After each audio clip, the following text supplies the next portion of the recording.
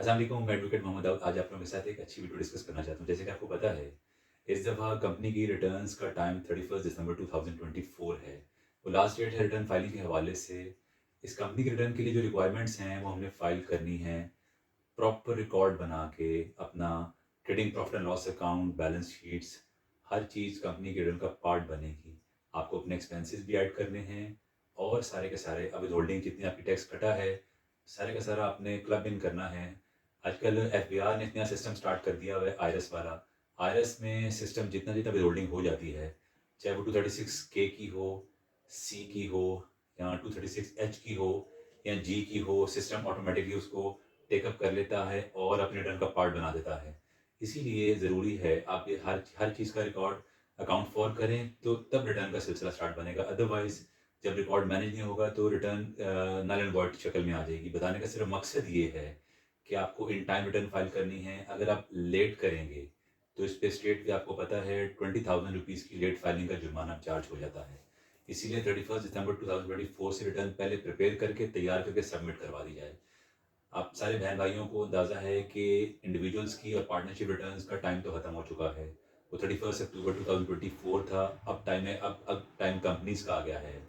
उसमें single member company भी है, उसमें पार्टनरशिप वो सॉरी एलएलपी वाली भी आ जाती हैं कंपनीज़, उसके साथ-साथ प्राइवेट लिमिटेड कंपनी भी है, पब्लिक लिमिटेड कंपनी भी है और लिस्टेड कंपनी, अनलिस्टेड सबके नाम और ये सारे सबने अपनी रिटर्न इन टाइम फाइल करनी है। बताने का सिर्फ मकसद ये है इन टाइम फाइल कर दिया जाए ताकि जुर्माने से बचा जा सके। इसमें तमाम तमाम रिकॉर्ड बनाना है। जैसे कि अब मैं आप लोगों को बताऊँ, हम लोग इंडिविजुअल में तो प्रॉपर एस्टीमेट फॉर्म में हर चीज़ रिकॉर्ड रिकॉर्ड फॉल किया जाता है।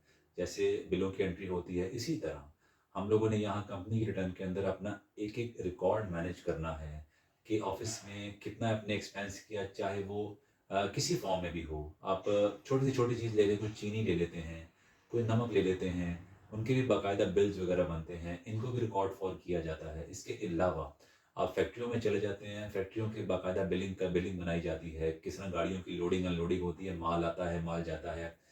इसी तरह अपने सेल परचेज का रिकॉर्ड भी आपने मैनेज करना है। इसमें कितनी सेल्स आपकी वापस हो गई, कितनी आपकी परचेज वापस हो गई। और साथ-साथ अगली चीज़ है कि अगर आप सेल्स टैक्स में रजिस्टर्ड हैं, अपना सेल्स का सारा रिकॉर्ड। अगर आप इम्पोर्टर हैं, अपना इम्पोर्ट का रिकॉर्ड आपने बिल ऑफ एंट्रीज़ के मुताबिक लेके आना है। इसके साथ-साथ अगर आप चीज़ें एक्सपोर्ट करते हैं, एक्सपोर्ट का भी आपको बाकायदा रिकॉर्ड वगैरह मेंटेन करना है, अपने सारी बिल्स वगैरह सारे निकाल के बनाने हैं।